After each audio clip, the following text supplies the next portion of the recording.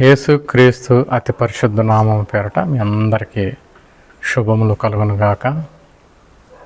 నా వీడియోస్ చూస్తున్న ప్రతి ఒక్కరికి నా హృదయపూర్వక వందనాలు.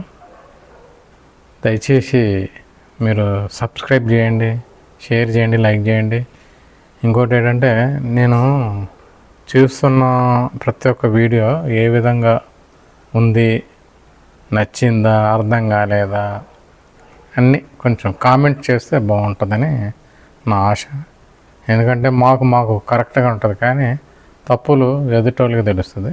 కాబట్టి దయచేసి చెప్పండి, మాట్లాడండి, ఫోన్ చేయండి. నా ఫోన్ నెంబర్ కూడా ఇచ్చాను, ఫోన్ చేయండి. ఏమైనా డౌట్స్ ఉంటే అడగండి, చెప్తాను.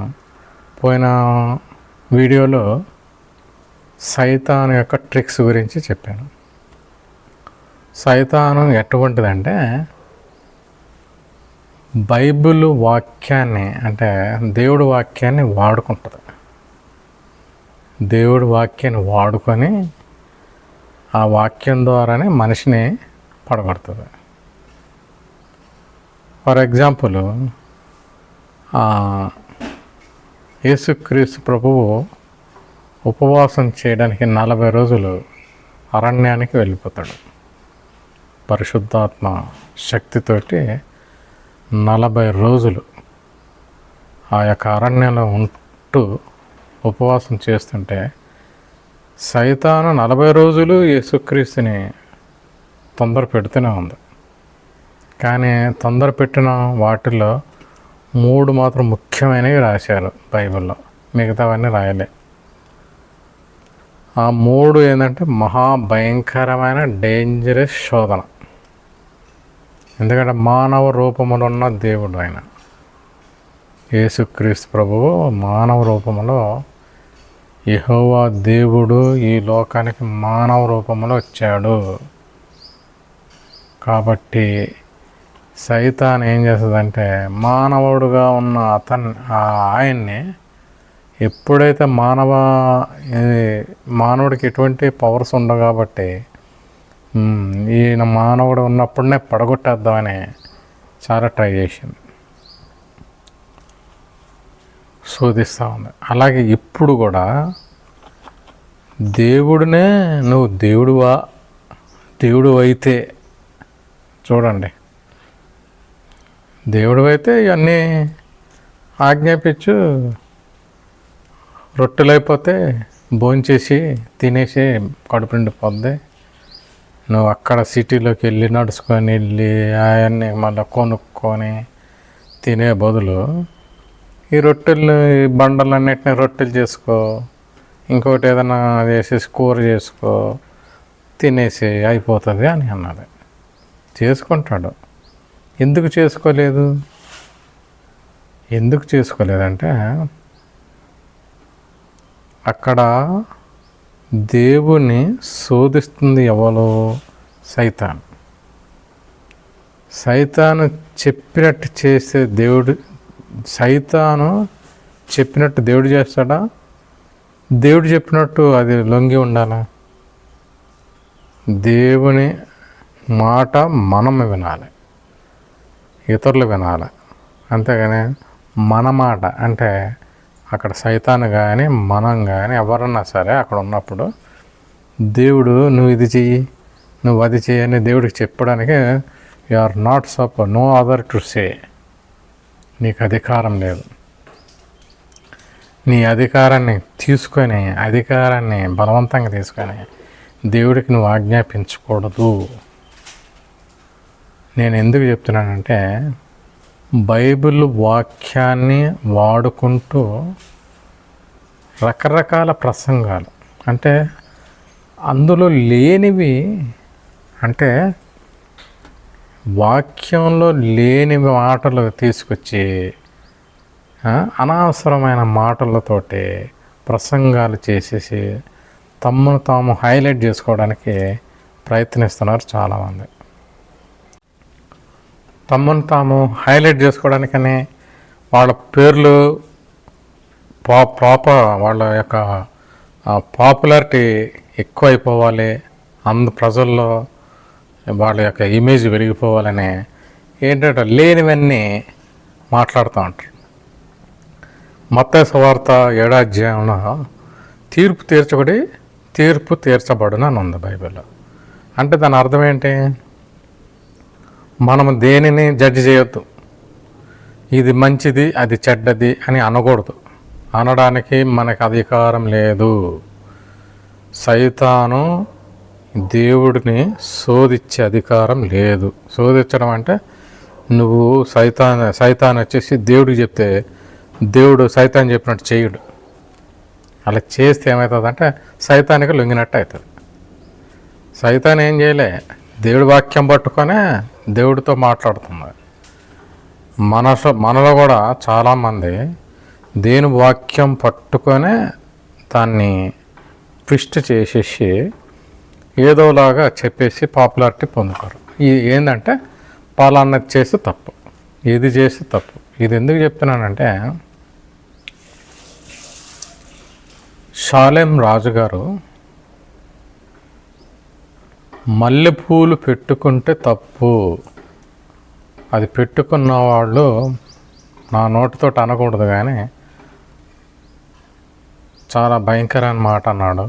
పెట్టుకున్న వాళ్ళు బజారులో తిరిగేవాళ్ళు పెట్టుకుంటారు, మంచోళ్ళు పరిశుద్ధులు పెట్టుకోరు అని ఉంది అని అన్నాడు ఆయన.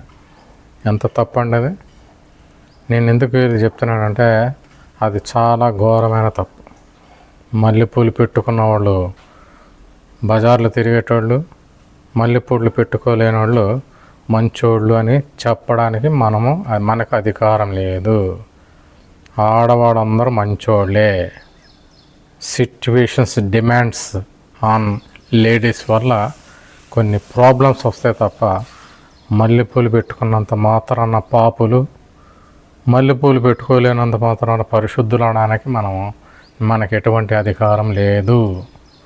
ఎందుకంటే ఆదికాండము 1వ అధ్యాయము 6 రోజులు సృష్టి గురించి చెప్పుకుంటూ 6 రోజులు ఒక రోజు సృష్టి, మొదటి రోజున చేసిన సృష్టిని చూసి దేవుడు మంచిగా చూశాను అని అంటాడు. సెకండ్ డే చేసింది చూస్తాడు, మంచిగా ఉంది అంటాడు.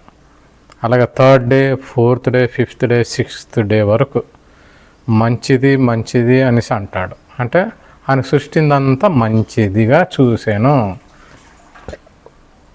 ఏదన్నా మనము ప్రాజెక్టు మొదలు పెడితే ఇల్లు కట్టడం కానీ ఉద్యోగరీతిగా రీసెర్చ్ చేసి ఏదన్నా తయారు చేసే వృత్తిపరంగా అంటే ఉద్యోగరీతిగా ఏదన్నా ప్రాజెక్టు మనం చేసిన తర్వాత అదంతా ముగించిన తర్వాత ఎలాగుంది అని చూసుకుంటాం. ఒకసారి మా ఎండి మేనేజింగ్ డైరెక్టర్ చూసి మెచ్చుకుంటాడు లేదా, మా మినిస్టర్లు చూసి మెచ్చుకుంటారా లేదా అని ఒకసారి అది చూస్తాడు. చూసి బాగుంది అని సాటిస్ఫై అవుతాడు. సాటిస్ఫై కాకపోతే మళ్ళీ దాన్ని రీమోడల్ చేస్తాడు. మళ్ళీ ట్రై వేరేగా చేసి దాన్ని మంచిగా మలుస్తూ ఉంటాడు. అలాగే దేవుడు కూడా తాను సృష్టించింది సృష్టిని చూసుకొని చాలా మంచిగా ఉంది అని 5 రోజులు అంటాడు. 6వ రోజుని సృష్టి ముగించేసిన తర్వాత మొత్తం చూసి బాగుంది అన్నాడు, చాలా బాగుంది అంటాడు. అంటే ఇదంతా మనము అనుభవిస్తున్నదంతా దేవుని సృష్టి, అంటే దేవుడు తయారు చేశాడు. God created the universe. మొత్తం భూమి మీద ఈ ఉన్న సమస్తము మనం ఏది చూస్తున్నామో చూడలేకపోతున్నామో వాటన్నిటినీ దేవుడు సృష్టించి పెట్టాడు. సృష్టించిన తర్వాత అది మంచిగానే ఉంది, బాగుందని చూశాడు. కానీ ఏది కూడా చెడ్డగా ఉందని చెప్పలే. ఏదైనా తోటలో పెట్టిన చెట్టుని చెడ్డ చెట్టు అని ఆయన చెప్పలే. అది మంచి చెట్టే, కానీ చెడు మంచిది చూపించేటటువంటి తెలియజేసేటటువంటి గుణగణాలు కలిగిన చెట్టుని దాన్ని తినొద్దు, అది మీకు మంచిది కాదు అని అన్నాడు. ఎందుకనంటే దేవుని ప్లాన్ ఏదో ఉంటుంది. దాన్ని సృష్టించాడంటే ఉట్టిగా సృష్టించలే. ఆ మంచి చెడు ఎరిగేటటువంటి అవసరత ముందు ముందు ఉంది కాబట్టి మీరు అంతవరకు ఆగండి అని ఆయన నా యొక్క ఆలోచన మీకు చెప్తున్నా. ఎందుకు పెట్టాడని చాలామంది ప్రశ్నిస్తారు. ఎందుకు పెట్టాడంటే ముందు ఫ్యూచర్లో దాని ఉపయోగం ఏదో ఉంది. ఆ యొక్క మంచి చెడుని తెలియచేసేటటువంటి ఆ యొక్క వృక్షము చెట్టు యొక్క ఉపయోగము ఏదో ఉంది. అది ఫ్యూచర్లో దేవుడు తర్వాత చెప్దాము అని ఒక ప్లాన్ ప్రకారంగా పోతుంటే ఆ దేవుని ప్లాన్ మనం పాడు చేస్తాం. గబుక్కని వెళ్ళి తినేసాడు. కంగారు, సొంత ఆలోచన, సైతానికి లోబడిపోవడం. మరి అప్పుడే యేసుక్రీస్తు ప్రభు నువ్వు దేవుడు అయితే ఈ రొట్టెలు చేసుకుని తిని ఇది అక్కడి నుంచి దూకేసి లేకపోతే నువ్వు దేవతలు తెచ్చి పట్టేసుకుంటారు అనేసి సైతాన్ మాట వినేసి ఉంటే ఇంక దేవుడు మనకి దక్కేవాడు కాదు. దేవుడు కూడా సైతానికి లొంగిపోయిన మనిషిలాగా అయిపోతాడు. కానీ ఇక్కడ దేవుడు మానవ రూపంలో ఉన్న కూడా మనిషికి సైతానికి లొంగించడానికి ఎన్నో 40 రోజులు ట్రై చేసి ఎన్నో ట్రిక్స్ వాడి అబ్బాబ్బా అంత వాక్యమే, మొత్తం వాక్యం ఆయన మాటలు ఆయనకే అప్పచెప్తా ఉంది. ఆయనకేం తెలియదు, ఆయన మానవ రూపంలో ఉన్నాడు, ఈయనకేం తెలియదులే, ఈయన మైండ్ అంతా బ్లాక్ అయిపోయినా అనుకున్నాడేమో. కానీ ఆయనకి అన్నీ తెలుసు. దేవుని వాక్యం ద్వారా సైతాను నా దగ్గరికి వస్తుందనే దేవుడికి తెలుసు, శోధిస్తాడని తెలుసు, శోధన ఏ విధంగా జయించాలని కూడా ఆయనకి తెలుసు. తెలియక ఎన్నో ట్రిక్స్ ప్లే చేస్తుంది. ఇక్కడ కూడా మన మనుషులు కూడా వాళ్ళ వైపు ఈ సంఘాన్ని వదిలేసి అబ్బాయి ఈ సంఘం మల్లెపూలు పెట్టుకోద్దన్నాడో భలే మంచి సంఘం అని ఇందులోకి వచ్చేస్తారు. ఇలాంటివన్నీ ట్రిక్స్ ప్లే చేయడమే. దేవుని సృష్టిని జడ్జి చేయడానికి మనం ఎవరు అండి? మల్లెపూలు తప్ప? అది దేవుడు సృష్టి కాదా? దేవుడు మల్లెపూలని సృష్టించలేదా? దేవుడు సృష్టించింది మనం ఉపయోగించకుండా తప్ప? ఒకటి చెప్పాలి ఏంటంటే చర్చికి వచ్చేటప్పుడు కొద్దిగా మంచిగా రండి, సిట్యువేషన్స్ని బట్టి మనం తయారవ్వాలి. ఆఫీస్కి ఎట్లా తయారవుతాము? క్యాజువల్ వేర్ వేసుకొని తయారవుతాం, అంతేగాని పార్టీ వేర్ వేసుకొని తయారు కాము కదా. అది సిట్యువేషన్. పార్టీకి వెళ్ళేటప్పుడు పార్టీ వేర్ వేసుకొని వెళ్ళాలి. అమ్మాయిలు చక్కగా తయారై వెళ్ళాలి, అబ్బాయిలు కూడా మంచి జీన్ ప్యాంట్లు టీషర్ట్స్ వేసుకొని పార్టీకి అటెండ్ అవ్వాలి. అది బాగుంటుంది. అంతేగాని మనము ఆఫీస్కి వెళ్ళేటప్పుడు T shirt jean pant cooling glass పెట్టుకొని పోతే ఊరుకోరు. అది పద్ధతి ఏంటంటే ఒక రూల్, డిసిప్లిన్గా మనము వాటిని వాడుకోవాలని చెప్పాలి. కానీ మల్లెపూలు పెట్టేసుకున్నంత మాత్రాన పాపలు ఎందుకు నేను ఇది చెప్తున్నానంటే, నేను ఒక సేవకుడిని, సువార్త ప్రకటిస్తాము. నేను పెద్ద సేవకుని కాదు. నేను ఏదో నాకు చేతనైన వరకు నాకు ఉన్నంత వరకు నేను చేస్తున్నా. వెళ్ళేటప్పుడు ఇదే ప్రశ్న వేశారు. ఇదే కాదు, చాలా ప్రశ్నలు వేస్తారు నన్ను. పలానా సేవకుడు టీవీలో ఇలా చెప్పాడు సార్, ఇది కరెక్ట్ అని అడుగుతారు. నాయన కాదు. పలానా సేవకుడు ఇలాగ అన్నాడు సార్, అది కరెక్టా కాదా? కాదు.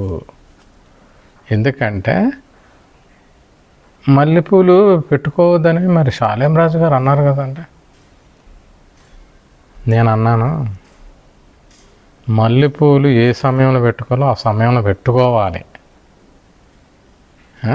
పెళ్ళిళ్ళు చేసుకునేవాళ్ళు పెళ్లి సమయంలో మల్లెపూలు పెట్టుకుంటారు. ఆఫీస్కి వెళ్ళేవాళ్ళు ఇంత మల్లెలు మొత్తం ఏవో జడంతా మల్లెపూలు పెట్టుకుని ఎవడాళ్ళు ఏదో ఒక చిన్న పువ్వు ఏదో ఊరికనే ఒక ఆడవాళ్ళ యొక్క అలంకరణకి ఒక చిన్న 2-3 పూలు పెట్టుకొని పోతారు. అది తప్ప ఇంత మల్లెపూలు పెట్టుకునే పోడు. డిసిప్లిన్ మెయింటైన్ చేయడానికనే మనము సిచ్యువేషన్ బట్టి వాడాలి. అంతేగాని అది తప్పు అది పాపము అనడానికి మనము ఏది పాపమో బైబిల్లో ఉంది. ఏది చెయ్యాలి, ఎలాగ చెయ్యాలి, హెయిర్ స్టైల్స్ అంటే కటింగ్లు ఎలా చేయాలి, గడ్డం ఎలా పెంచుకోవాలి, ఇవన్నీ పద్ధతులు బైబిల్లో ఉన్నాయి. పచ్చబొట్లు పొడిపించుకోకూడదు, చర్చికి వెళ్ళేటప్పుడు మోకాళ్ళ వరకు కప్పుకొని పోవాలి, అన్నీ ఉన్నాయి. డ్రెస్సింగ్ స్టైల్, కోడ్స్ అన్నీ ఉంటాయి. కాబట్టి నువ్వు చర్చికి వెళ్ళేటప్పుడు మర్యాదగా వెళ్ళు, తప్పు కాదు. మల్లెపూలు పెట్టుకో, ఆ సమయంలో పెట్టుకోకు, మిగతా రోజుల్లో పెట్టుకోండి, తప్పేముంది. అంతేగాని లిప్స్టిక్ పెట్టుకుంటే తప్పు, స్లీవ్లెస్ వేసుకుంటే తప్పు. మనం జడ్జి చేయడానికి వీల్లేదు. ఎందుకంటే సృష్టించినప్పుడు దేవుడు అన్నీ మంచి కోసమే సృష్టించాడు, ఏది కూడా చెడ్డగా సృష్టించలేదు. దాన్ని మనము వాడుకునే విధానము ప్రకారంగా దాన్ని వాడుకోవాలి తప్ప ఇష్టం వచ్చినట్టుగా ఎవరినో శోధించడం కోసం కాకుండా ఆమె అంతటా ఆమె సెల్ఫ్ ఎంజాయ్మెంట్ చేసుకోవడం కోసం మనం ఏమైనా చేసుకోవచ్చు. మంచిగా కనబడాలా మనుషులకి. దేవుని బిడ్డలంటే మంచిగా కనబడాలా, అలంకరణ చేసుకోవాలా. ఈ జాన్ వెస్లీ గారు, పాల్ ఎమ్మాన్యుయల్ గారు, చాలామంది సేవకులు, జాన్ గారు, అజయ్ బాబు, అభినయ్, దర్శన్, వీళ్ళందరూ బోధలు చేస్తారు. అవి వినండి. మీకు వాళ్ళు చరిత్రని చూసి చరిత్ర ప్రకారంగా వాళ్ళు మెసేజ్ ఇస్తారు. ఎందుకు చరిత్ర చెప్తారంటే బైబిలు చరిత్ర గ్రంథం, చాలా చరిత్రకి ఆధారం. ఈ చరిత్రని చెప్పిన తర్వాత బైబిల్ వాక్యం అటాచ్ చేస్తారు. ఎందుకంటే అప్పటి నుంచి జరుపుకుంటూ వచ్చింది. మొత్తం బైబిల్ ఇమర్చడానికి గ్రంథాలు సరిపోవు. అందుకని హైలైట్ అందుకనే బైబిల్ వాక్యం అనేది ఒక ఫార్ములా లాంటిది. ఒక ఫార్ములా ఇందులో తీసుకోవాలా, చరిత్రకు వెళ్ళాలా, చదవాలా, ఆ చరిత్రని మనకి చెప్పాలా. అంటే రుజువు చేయడం, దాన్ని ప్రూఫ్ చేయడం. ప్రూఫ్ చేస్తేనే కానీ అవతలవాడికి అర్థం కాదు. ఆ విధంగా మనం ప్రసంగాలు చేయాలి. కానీ దీనిని వాక్యాన్ని నిజము, ఈ వాక్యం దేవుడి వాక్యము నిజమైనది, సత్యమైనది. దీనికి ఒక చరిత్ర ఉంది, చారిత్రాత్మక అంటారు చూడండి, చారిత్రాత్మకమైన ఈ బైబిల్ అన్నిటికీ రుజువులు ఉన్నాయి. రుజువు లేనిదంటూ లేదు. లక్షల సంవత్సరాలు గిచ్చల సంవత్సరాలు అంటారు, లక్షల గిచ్చల సంవత్సరాలు ఎవరు చూడలేదు. కానీ బైబిల్లోది మాత్రం చరిత్ర చాలా ఉంది. చరిత్రకి ఆధారం చేసుకుంటూ బైబిల్ చెప్తారు చాలామంది బోధకులు. జాన్ వెస్లీ, ఇంకా చాలామంది పేర్లు నాకు తెలియదు, కానీ నేను చాలా వింటూ ఉంటాను. చరిత్రని తీసుకొచ్చి దీనికి అటాచ్ చేసి, సైన్స్ తీసుకొచ్చి దీనికి అటాచ్ చేసి చెప్తారు. అంటే దానికి ఏంటంటే ప్రూఫ్, ఈ సత్యమైన గ్రంథాన్ని ప్రూఫ్ చేస్తున్నారు డేట్స్ ప్రకారంగా. దానికి ఒక నియమము, నీతి, దానికి ఒక సిస్టమాటిక్, ఫార్మలాటిక్ బైబిల్ ఇది. ఇందులో ఒక ఫార్ములా, ఒక వాక్యం తీసుకుంటారు, చరిత్రకి వెళ్ళిపోతారు. ఎన్ని నెలలు చెప్పినా కూడా సరిపోదు, అంత సత్యాలు బయట పెడతారు. చాలామంది మంచి బోధకులు ఉన్నారు, అది వినండి. అంతేగాని బైబిల్లో లేనివి, దేవునికి సృష్టికి సంబంధించింది మనం విమర్శించకూడదు. దేవుడిని జడ్జి చేసే అంత అధికారం దేవుడు మనకి ఇవ్వలే. ఇస్తే మీకే ప్రాబ్లం. శాలెం రాజు గారు, మీరు దేవుడినే క్వశ్చనింగ్ చేసేటటువంటి అందరూ ఎలాగ అగబడ్డారో మీకు తెలుసు. ఊరుకోరండి, ఎవడు కూడా ఊరుకోరు, ప్రశ్నిస్తారు. మీరు చేసే ప్రసంగాల వల్ల మాలాంటి చిన్న సేవకులకి ప్రాబ్లం అవుతుంది. వాళ్ళు వేసే ప్రశ్నలకి మేము సమాధానం చెప్తున్నాము, చెప్పినా కూడా కన్ఫ్యూజన్. నేను చెప్పింది కరెక్టా, నువ్వు చెప్పేది సైతాన్ అదే కదండి. దేవుడు చెప్పింది కరెక్టా, నేను చెప్పింది కరెక్టా అని అవ్వను పడగొట్టాడు. ఇప్పుడు కూడా విశ్వాసాన్ని మీలాంటి వాళ్ళు పడగొడతారు. మల్లెపూలు పెట్టుకోవచ్చా, ఒక ఆమె వస్తుంది, నేను మల్లెపూలు పెట్టుకోవచ్చా పెట్టుకోకూడదా. డేవిడ్ గారేమో పెట్టుకోమంటున్నారు, ఈయనేమో పెట్టుకోవద్దు అన్నాడు. ఏది కరెక్ట్? ఎందుకండి లేనివి మనం చెప్పుకోవడం. ఈ షర్ట్ వేసుకోవచ్చా, షర్ట్ వేసి తెల్ల షర్ట్ వేసుకోవాలా, నల్ల రంగు షర్ట్లు వేసుకోవచ్చా, తలకి రంగులు వేసుకోవచ్చా, మూతికి లిప్స్టిక్లు పెట్టవచ్చా, కళ్ళజోడు పెట్టుకోవచ్చా, కూలింగ్ గ్లాస్ పెట్టవచ్చా, పెట్టవచ్చా? దేవుడు సృష్టి మనం వాడుకుంటున్నాము. పెట్టవచ్చా పెట్టకూడదని బైబిల్లో ఎక్కడ లేదే. పాపం అంటే ఏంటండి? అబద్ధాలు ఆడడము, వ్యభిచారము, దొంగతనం చేయడం, హత్య చేయడం. మనకి ఇచ్చేసాడు కదా పాపాల లిస్టు. వాటిని చేయకుండా నిన్ను వల్ల నీ పొరుగు వాడిని ప్రేమించాలి. ఎంతమందిని ప్రేమిస్తున్నాం మనం? జ్యోతిరాజు గారు అలాంటి ఉన్నారు, కానీ ఆయన సాక్ష్యం మొన్న సుమన్ టీవీలో చూశాను. ఎంత మంచి సాక్ష్యం అంటే, ఏ దేవుని ఎరుగని వారు మంచి మంచి సాక్ష్యాలు చెప్పారు. అది ఆయనకున్న దాంట్లో ఆయనకి ఎన్ని లక్షలు వస్తుందో పేదలకు ఇచ్చేస్తున్నాడు. అది పొరుగు వాడిని ప్రేమించడం ఉంటుంది. చాలామంది పేదవాళ్ళని చూసి జాలిపడడం కాదు, విక్రింతగా చూస్తారు, వాళ్ళని తక్కువగా చూస్తారు, పలకరియరు. డల్లాగా కూర్చున్న మీ సంఘంలో ఎవడన్నా డల్లాగా కూర్చున్నావు నిన్ను అడగండి, ఏ ప్రాబ్లం ఉందని అడుగు. నిన్ను వల్ల నీ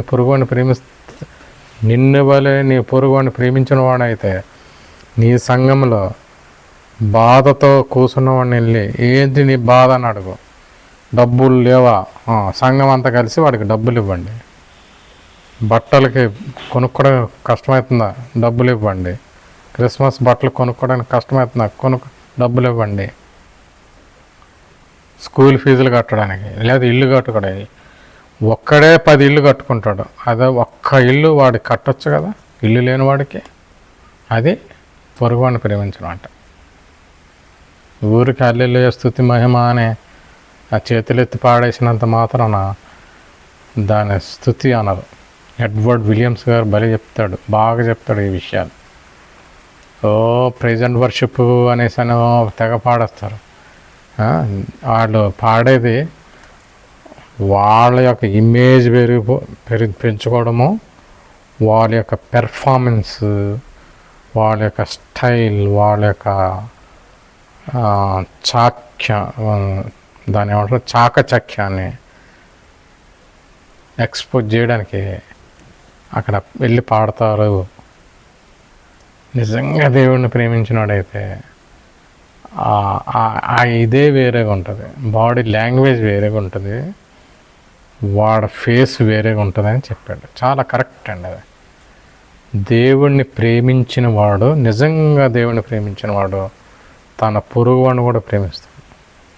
ఎందుకు ప్రేమిస్తాడు? దేవుని ప్రేమించినవాడు దేవుడిని ప్రేమించిన వాడు తన పొరుగువాడిని కూడా ప్రేమిస్తాడు. ఎందుకు ప్రేమిస్తాడంటే, మనం ప్రేమించి ఇష్టపడుతున్న వాళ్ళ సంతోషం కోసం, వాళ్ళని ఆనందింపజేయడం కోసం మనం ఏమన్నా చేస్తాం. ఫర్ ఎగ్జాంపుల్, 2 లవర్స్ ఉన్నారనుకో, ఒక అమ్మాయి అబ్బాయిని నిజంగా ప్రేమిస్తే అబ్బాయి ఏది చెప్తే అది చేసేస్తాడు. ఆ అమ్మాయిని నిజంగా ప్రేమిస్తే ఆ అమ్మాయి ఏం చెప్పినా చేసేస్తాడు, ఎంత కష్టమైనా చేస్తాడు. అలాగే మనం దేవుని ప్రేమిస్తే, నిజంగా ప్రేమించిన మనమైతే దేవుడు చెప్పినట్టు చేస్తాం. నిన్ను వల్ల నీ పొరుగువాడిని ప్రేమించండి, అది చాలు, మిగతా ఆజ్ఞలు మీరు అన్నీ పాటించినట్టు అన్నాడు. నిన్ను వల్ల నీ పొరుగువాడిని ప్రేమించానుకో, మన ఇంట్లో మన పిల్లలకి ఏదైనా అవసరమైతే అడిగి ఏ విధంగా ఇస్తామో, మన భార్యకి ఏదైనా అవసరమైతే అడిగి ఏ విధంగా ఇస్తామో, మనకి అవసరమైతే అబ్బాయి ఎవరైనా సహాయం చేస్తే ఏ విధంగా ఎదురు చూస్తామో, అదేవిధంగా పక్కవాడు విచారంగా కానీ లేదా వాడే వచ్చి ఫైనాన్షియల్గా కానీ ఇంక ఇతరమైన అవసరతలు కానీ ఇతరమైన సహాయం కోసం నీ దగ్గరికి వచ్చినప్పుడు నువ్వు చేయలేదనుకో, దేవుని ఆజ్ఞని మీరినట్టే. దేవుడిని జడ్జి చేయకూడదని దేవుడు అందుకని అన్నాడు, డోంట్ జడ్జ్. ఎందుకంటే సైతాన్ ఏం చేస్తుంది అంటే మనతో తప్పు చేపిస్తుంది. సైతాన్ యొక్క ప్రోగ్రామ్ అది. నీతో తప్పు, నువ్వు మంచోడివే, షాలేం రాజు గారు మంచోడే, వాక్యం బాగుంటుంది, అన్నీ బాగుంటాయి, కానీ తప్పు చేపిస్తుంది. తప్పు సైతాను. నేను అందుకని మత్తయి సువార్త 4వ అధ్యాయంలో ఉన్న శోధనలో చదవండి. నువ్వు దేవుని కుమారుడు, దేవుడు అయితే రొట్టెని చేసుకుని తినే అంటారు. చేసుకొని తింటే తప్పేమీ లేదు. చేసుకొని తినగలిగే శక్తి దేవుడికి ఉంది. దాన్ని ఏమైనా చేయగలిగే శక్తి దేవుడికి ఉంది.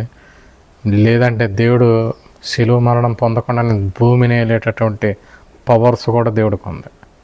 కానీ నష్టపోయేది నువ్వు నేనే. అర్థమైందా?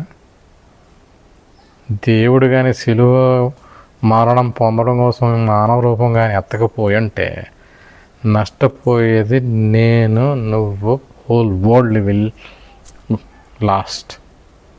అయిపోయింది. ప్రపంచ గతి నరక, అంటే సైతాన్ కబ్జాలోకి వెళ్ళిపోతుంది, సైతాన్ గ్రిప్లోకి వెళ్ళిపోతుంది. దాని ప్లాన్ అదే మొత్తం. ఈయనని పడగొట్టేసి, ఈయన మన దేవుడు కాబట్టి మనం ఈయనేమి చేయలేము కాబట్టి శిలువ మరణం పొంది 3వ రోజున లేకుండా చేసేసి మానవకి క్షమాభిక్షణ కలగకుండా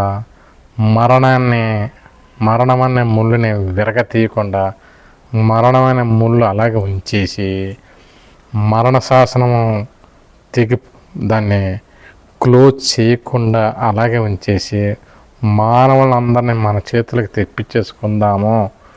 తెప్పించుకోవాలంటే ఫస్ట్ ఎవరిని పడగొట్టాలో? దేవుణ్ణి, ప్రోగ్రామ్ని పాడు చేయాలి. ఎలాగా? అది చెప్పినట్టు చేసేస్తే ప్రోగ్రామ్ క్లోజ్ అయిపోతుంది. అక్కడ ఏంది, రొట్టెలు చేసుకుని తినేసాడు అనుకో, క్లోజ్. ఎందుకంటే అక్కడ మాట, ఎవరి మాట విన్నట్టు అవుతుంది? సైతాన్ మాట విన్నట్టు అవుతుంది. అందుకని దేవుడు చేసుకోలే. బాబు నువ్వు నాకేం చెప్పకు, అలాగే ఇలాగే దేవుడు ఆ రోజు మాట్లాడు, బాబు నువ్వేం చెప్పకు, నీ పని నువ్వు చూసుకో, నా దగ్గర రాకో, నేను రొట్టెలు ఎప్పుడు చేసుకు తినాలో, రొట్టెలు ఎలా చేసుకుని తినాలో అన్నీ నాకు తెలుసు.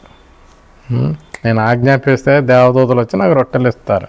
నువ్వేంది నేను చేసుకొని తినేటిది అనే ఉండొచ్చు. అన్నీ రాయలేదు కానీ నేను అనుకుంటున్నా. కాబట్టి దేవుడు అక్కడ, నువ్వు దేవుడు అయితే చూడండి, ఈ ట్రిక్స్ చూడండి. నువ్వు దేవుడివే కదా, మనుషువి కాదు కదా. ఇది చేసుకుని తిని అందరు చూసేస్తారు, దేవుడు రొట్టెలు చేసుకొని రాళ్ళని రొట్టెలు చేసేసిండు అని అందరు నేను స్తుతించేస్తారు అని. ఎంత మంచి ట్రిక్స్ ప్లే చేస్తుంది చూసారా. ఇలాగే దేవుని సేవకుల దగ్గరికి వచ్చేసి, దేవుని బిడ్డల దగ్గరికి వచ్చేసి లేనిపోయిన కన్ఫ్యూజన్ చేసేసి మల్లెపూలు పెట్టుకుంటే తప్పు అనేసి ఒకరు బాధలు వాళ్ళు వెళ్ళిపోతూ ఉంటారు. నేను మల్లెపూలు పెట్టుకున్నాను, నేను పాపం చేసేసాను, నేను బజారు మనిషిని, నేను మంచిదాన్ని కాదా అని అనేసుకొని ఫీల్ అయిపోయి, ఆడవాళ్ళు త్వరగా ఫీల్ అయిపోయి త్వరగా డెసిషన్స్ తీసుకొని త్వరగా శోధనలో పడిపోతూ ఉంటారు హబ్బలాగా. ఎందుకంటే బలహీన ఘటం అని దేవుడే చెప్పాడు. ఈ విశ్వాసంలో పడిపోవాలి, విశ్వాసం నుంచి పడిపోవాలంటే ఇలాంటి ప్రసంగాలు అంటే జాగ్రత్తగా పడిపోతారు. ఇలాంటి ప్రసంగాలు విన్నారనుకోండి, విశ్వాసం నుంచి పడిపోయి ఎవడో వచ్చేసి కుక్కకి ఉన్న విశ్వాసం కూడా క్రైస్తవుకు లేదన్నాడు. ఎవడండి ఆ మాట అన్నది? బుద్ధి లేని మాట అది.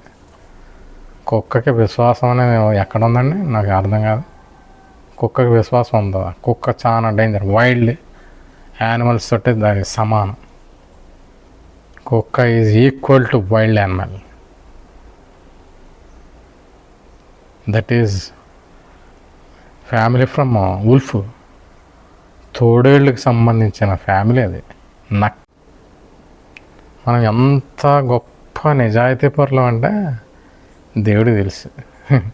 ఇక్కడ వ్యభిచారం చేయకపోయినా అమ్మాయి పోతుంటే మోజపు చూపులు చూస్తాడని తెలుసు, పైనుంచి కిందకి చూస్తాడు.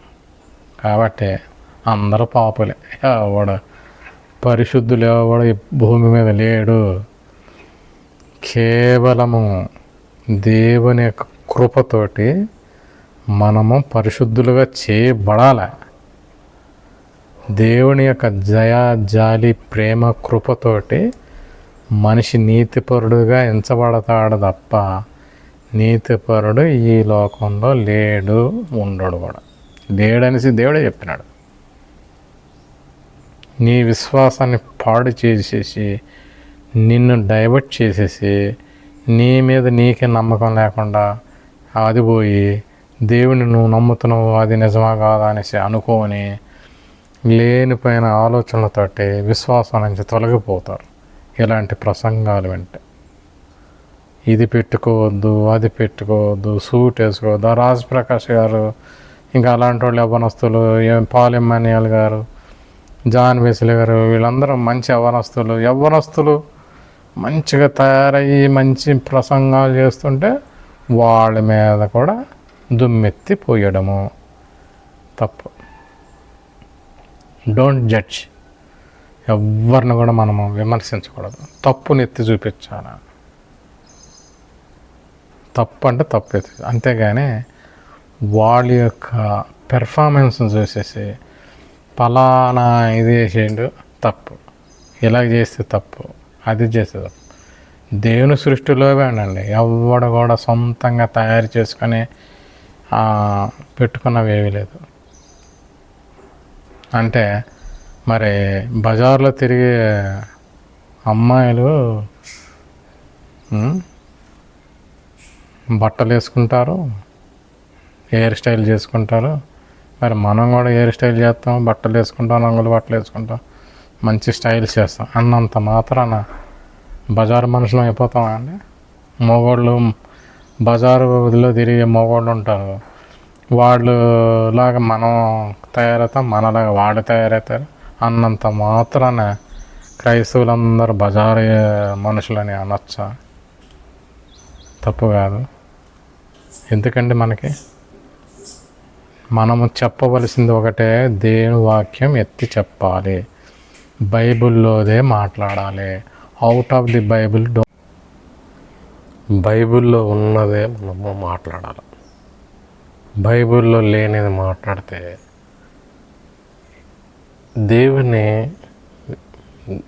దేవుని విమర్శిస్తారు. మనల్ని విమర్శిస్తే దేవుని విమర్శించినట్టే. మనల్ని క్వశ్చనింగ్ చేస్తే దేవుని క్వశ్చనింగ్ చేసి దాంతో సమానం. కాబట్టి అవుట్ ఆఫ్ ది బైబిల్ మనము వెళ్ళకూడదు. బైబిల్లోకి సంబంధించిన చరిత్ర ప్రకారంగా వెళ్ళచ్చు, తప్పలేదు. యేసుక్రీస్తు ప్రభు ఈ లోకానికి వచ్చి పాపల మధ్యన తిరిగితే వాళ్ళు ఏమన్నారండి? అవిశ్వాసులు ఏమన్నారు? పాపులతో తిరుగుతున్నాడు, ఈయన దేవుడేంటి అనేసి విమర్శించారు. మళ్ళా దయ్యాలను వెళ్ళగొడితే అదొక విమర్శన. యేసుక్రీస్తు ఈ లోకంలో ఉన్నంతసేపు అవిశ్వాసులు విమర్శిస్తూనే అన్నారు. మనము విశ్వాసంలో ఉండి విశ్వాసం విమర్శిస్తే దాని అర్థం ఏంటి? నాకు అర్థం కాలే, మీరు చెప్పండి. మనము విశ్వాసము, బోధకులందరూ విశ్వాసులే, కానీ విశ్వాసి విమర్శించుకుంటే దాని అర్థం ఏంటంటే, నేను చెప్పాను చూడండి, మొట్టమొదట మత్తయి సువార్త 4వ అధ్యాయం శోధనలు అలాగుంటాం. యేసుక్రీస్తు ప్రభు దేవుడే. మళ్ళా సైతాన్ వచ్చి నువ్వు దేవుడు అయితే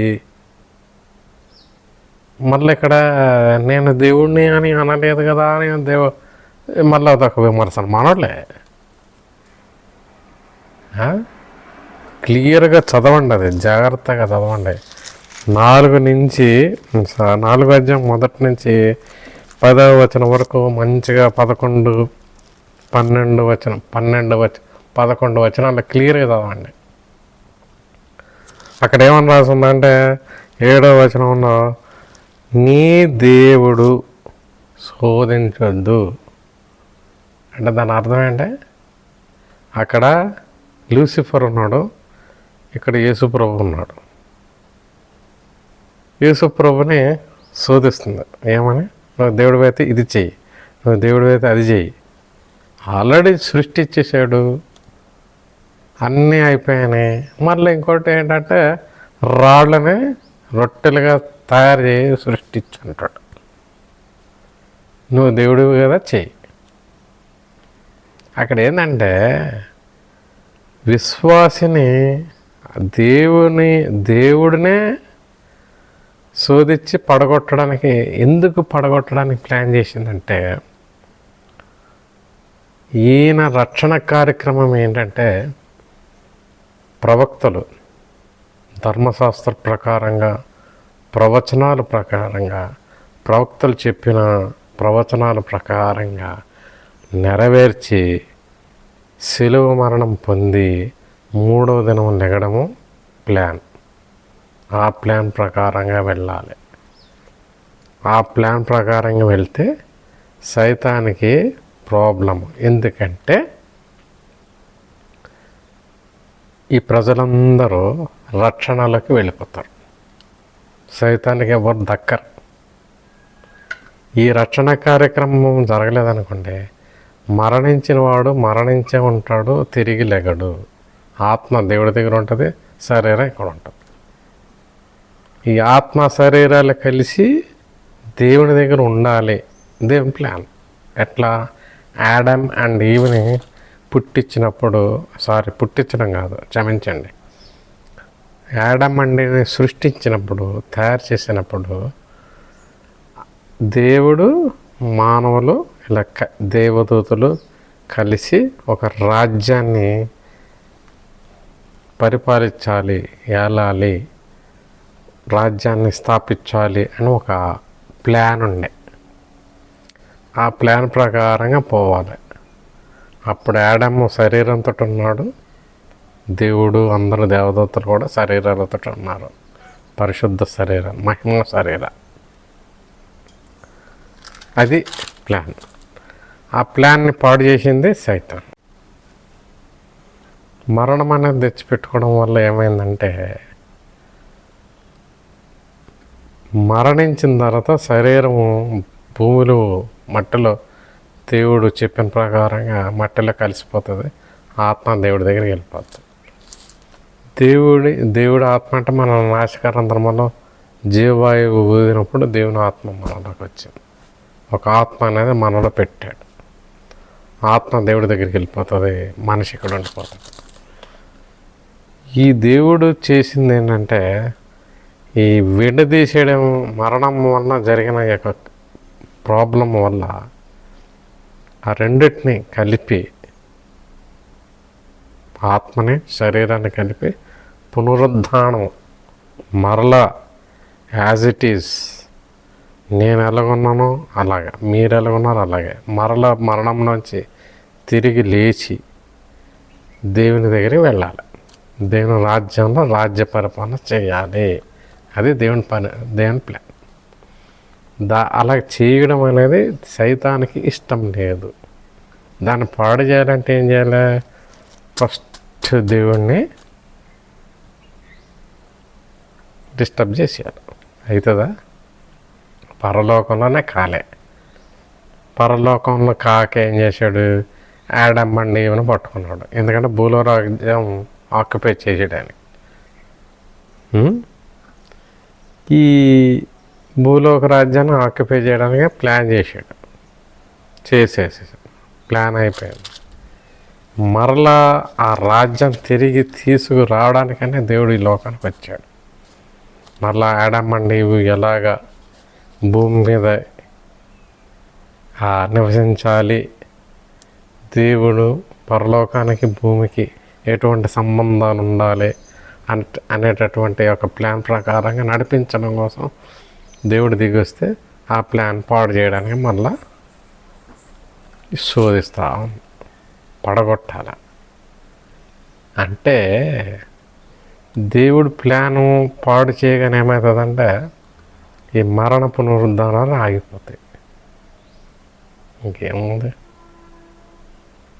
ఏంటి, మరణించినవాడు మరణించినట్టు ఉండిపోతారు. ఇక అంతే, వాళ్ళకి దారి పునరుద్ధానం అనేది ఉండదు. రెండవ జన్మ అంటారు చూడండి, లోక కళ్యాణం. కాబట్టి మరణ పునరుద్ధానాలను పాడు చేయడానికని దేవుడిని పుట్టినప్పుడు మరియమ్మ గర్భములో పడినప్పటి నుంచి 33 సంవత్సరాలు దేవుణ్ణి యొక్క ప్లాన్ పాడు చేయాలని ప్లాన్ చేస్తూ చేస్తూ చేస్తూ చివరికి ఓడిపోయింది. మరణ పువ్వులు విరిగిపోయింది. మనిషి దేవుడు లెగిసినట్టుగా మరణించి తిరిగి లెగుస్తాడు. ఇది దేవుని ప్లాన్ సక్సెస్ అయిపోయాయి.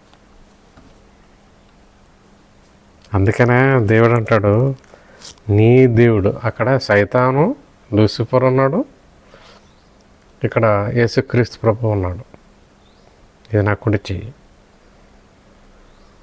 వీళ్ళిద్దరి మధ్యన జరుగుతున్నప్పుడు నీ దేవుని మొక్కి అనేసి ఒక దగ్గర అంటాడు. 7వ వచనంలో 10వ వచనంలో 7వ వచనంలో ఏమంటాడంటే నీ దేవుడిని శోధించొద్దు అంటాడు.